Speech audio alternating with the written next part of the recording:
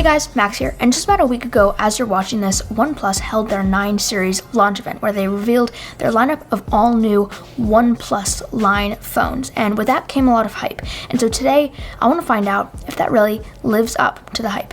Welcome to my unboxing of the OnePlus 9 Pro. So finally, after FedEx delays, FedEx DMs, and a FedEx phone call, this nondescript cardboard box showed up on my doorstep, and inside of that is that classic OnePlus red box, which has become a staple in the tech industry since OnePlus got on the scene in 2013. And this has overall been a company that has been wanting to make flagship phones at a less than flagship price. And I paid 1,713 Canadian dollars for this phone, and so I don't know, not so flagship price, I'm not sure. But right there on the top is the OnePlus 9 Pro, and I'm super excited about this. Here is the Morning Mist configuration. It has 12 gigabytes of RAM, 256 gigabytes of storage, and then I'll just set that phone off to the side, but first I have to admire it because it's pretty beautiful. And then underneath it is all of the sort of stuff that you get inside the box normally.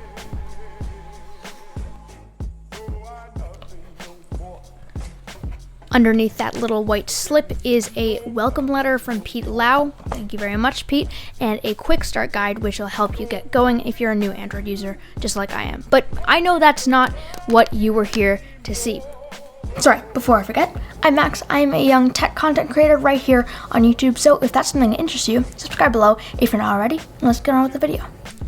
Not only is there a letter from the CEO of OnePlus, but there are also stickers. 7 different styles of stickers, and I really like these stickers. They look fantastic. But what you're really here for, so the OnePlus 9 Pro, the thing you're here for, there's a plastic wrapping over it which tells you the button layout and the charging coil and stuff like that. That's really helpful for first-time Android users like I am. But then you can just take that out and there's a sticker on the back. Peel that right off. You can actually see me in the reflection, so that's one of the consequences of having a very glossy phone. And then you can just power that on and set it off to the side while we check out the 65-watt power brick and the classic OnePlus red power cable. So it's a USB-C power brick this year, which means it's also USB-C power cable, and there's just a little bit of wrapping over it. You can peel that right off, and there's some ASMR for you today. And then it's USB-C this year, which I really like. They're kind of moving towards USB-C even more than they were before. The phone does have USB-C, and so the cable is just USB-C right to USB-C. And it's a little shorter than I expected it to be, but you know what? That's not really a problem. It's long enough that you will be totally fine when you're plugging it into the wall and putting it on your table or something. Like that is totally a scenario where you will be fine with this cable. Putting the box aside and moving to the actual phone itself, the main attraction of this video, it is now powered on, and it actually looks a little bit like the iPhone setup process, but it is of course not Apple ID, rather it is Google sign in or whatever. So it's actually pretty easy because I do have a Google account. I run a lot of stuff off of Google, and then I actually have to grab my SIM card from my iPhone 12 Pro, which has been in there for a couple months now, actually at this point almost 4 months it's been in this phone, and it's treated me really well. But I am moving to Android for a little while.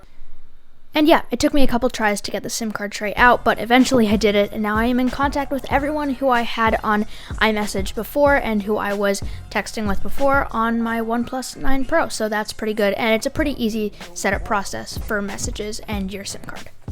Other than the SIM card and your Wi-Fi network setup, all you have to do is you have to bring a second device over, which is also logged in to Google, and you can just do your 2-step verification process, and then easily you're signed into Google, and that's just bam, you're signed in. It's easy, and you can do everything on your OnePlus device just like that. You can also add an Oxygen OS OnePlus account later on. I already have that, and so I'm just logged in on there as well.